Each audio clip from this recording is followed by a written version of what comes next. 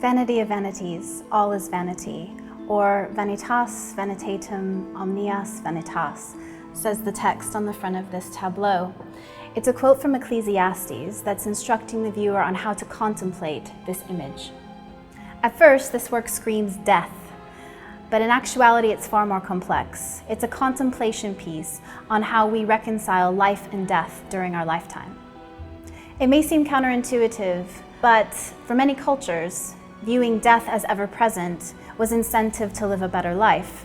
And we can see that very clearly in this fantastic 18th century Vanitas. Vanitas, in its most simple translation from Latin, means vanity, but it's far more complex than that. It means futility, aimlessness, worthlessness, and the emptiness of being obsessed with material objects, because material objects will all eventually fade. To be obsessed with worldly possessions is to be obsessed with emptiness. For example, we can see that here in the flowers. Flowers are typical Vanitas iconography. What do flowers do once they bloom? They almost immediately die. Also on the wrist, we have jewelry, and jewelry is also typical Vanitas iconography, symbolizing unnecessary adornment and excessive wealth. Essentially, you can't take it with you.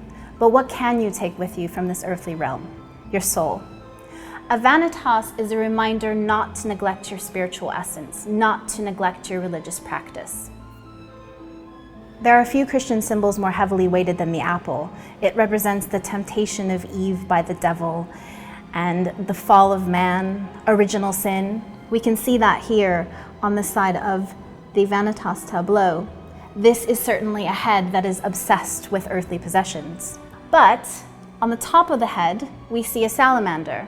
Now, salamander is a poisonous lizard, but in early Christian iconography, salamanders symbolized creatures that could be resistant to fire, especially the fires of hell and the fires of passion.